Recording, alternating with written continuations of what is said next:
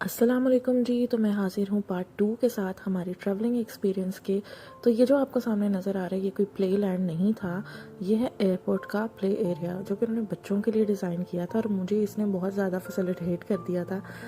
वहाँ पे time spend करना मुश्किल हो जाता है। बच्चा जब थोड़ा सा बड़ा होता है, चलने लगता है, तो उसे बिल्कुल अच्छा नहीं लगता कि वो स्ट्रॉलर में या एक चेयर पे सीट पे बाउंड होके बैठे। तो हुरम ने यहाँ पे काफ़ी इंजॉय किया।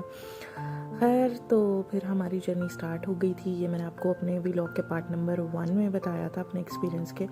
ये तो हम लैंड कर रहे हैं टर्की की सरज़मीन पर और यहाँ पर हम एयरपोर्ट में जो भी फॉर्मेलिटीज़ होती हैं वो पूरी कर रहे थे ताकि हम अपना लगेज ले सकें।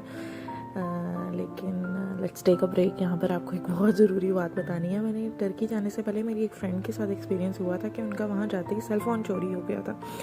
And she has informed me, warned me कि Sonia, it's not like UAE. उनको यूएई की आदत थी और उन्होंने उसी तरह से बस अपना सेल फ़ोन रखा और बच्चों को देख रही थी और बस किसी ने कब उठाया उन्हें पता नहीं चला और हमारी लगेज में स्ट्रॉलर नहीं आई एंड हुरब को ऐसे बैठना पड़ा। It was really really really problematic for me. इसने मुझे मेंटली बहुत डिस्टर्ब कर दिया था।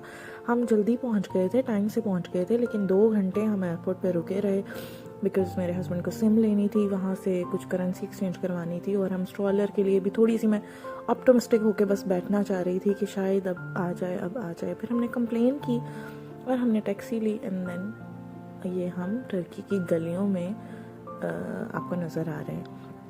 और ये मैं गाड़ी के अंदर से, टैक्सी के अंदर से बैठ के सारी वीडियो बना रही थी और इस टाइम मैं काफ़ी डिसअपॉइंटेड थी। लेकिन बस मैं क्या बताऊँ, मेरे माइंड में बहुत टेंशन थी। लेकिन जैसे ही उन्होंने बताया कि बस आपका होटल अब करीब ही है, तो फिर मैंने सोचा कि चलो ये होटल के पास क्या क्या है इसकी वीडियो बना ली जाए ताकि लेटर ऑन पता हो कि यहाँ पर ये आसपास क्या क्या मिल रहा है। और मुझे, आप यकीन करो, पूरे रास्ते में सिर्फ स्ट्रॉलर वाले लोग, प्राम वाले लोग नज़र आ रहे थे और मैं उन्हें देख के ये सोच रही थी कि बस हुरब की स्ट्रॉलर मिल जाए, उसकी प्राम मिल जाए। हाँ, लेकिन बस जो किस्मत में होता है वो हो जाता है and it's always for something like positive thing. अब हम इंसान को अपने आप को मेंटली पीस में रखने के लिए हमेशा पॉजिटिव सोचना चाहिए। तो बस बड़ी तंग तंग सी गलियाँ भी थी यहाँ पर, ब्रॉड भी थी और यहाँ के रोड्स कुछ आसान नहीं है। ये मरी से भी ज़्यादा जो है ना वो ढलवान है। फिर हम होटल गए, मैं रिसेप्शन पे वीडियो नहीं बना सकी। खैर, उन्होंने हमें चेक इन के लिए अलाउ नहीं किया क्योंकि उनके रूम क्लीन हो रहे थे। मतलब उनके जो लोग चेकआउट करके गए थे वो रूम क्लीन कर रहे थे, उनके स्टाफ मेंबर्स। तो उन्होंने हमें कुछ देर कहा कि आप टेरेस में जाएं, व्यू लें और आप ब्रेकफास्ट करें, तो तब तक हम रूम जो है वो आपके लिए रेडी कर देते हैं। तो हम वहाँ जाके बैठे और वहाँ जाने के बाद मुझे स्ट्रॉलर थोड़ी थोड़ी भूलना शुरू हुई एंड देन ब्रेकफास्ट के टाइम ख़त्म हो चुका था but still they manage to give us the breakfast जो कि बहुत ही न्यू था, बहुत ही देखने में बहुत ही रिफ़्रेशिंग था, टेस्टी भी था और बूफे ब्रेकफास्ट था।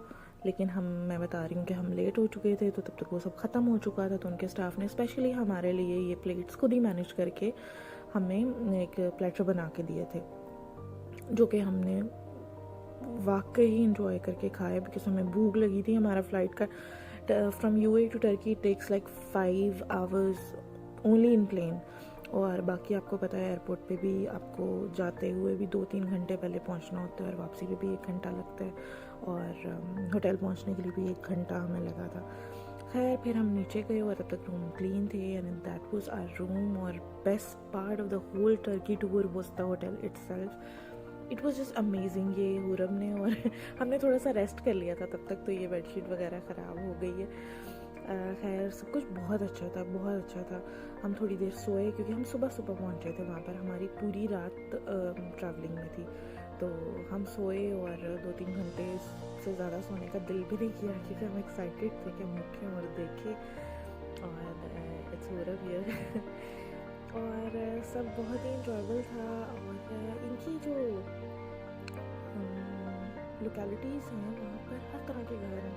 पुराने से पुराना घर भी है जिसे देख के बहुत आता था कि कहीं गिर ना जाए, उसमें रहने वाले लोगों के ऊपर भी रश्क आता था कि वो कैसे यहाँ पर रह रहे हैं।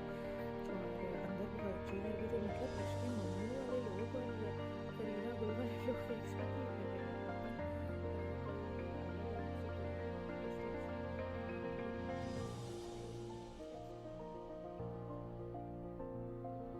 तो जी ये है वो स्ट्रॉलर जो लगेज में हमें नहीं मिली और हम बहुत ही परेशान हुए थे। खैर इसकी एक बहुत ही इंटरेस्टिंग स्टोरी अगर आपको जाननी है तो नेक्स्ट वीडियो देखिएगा। ओके, अल्लाह हाफिज़।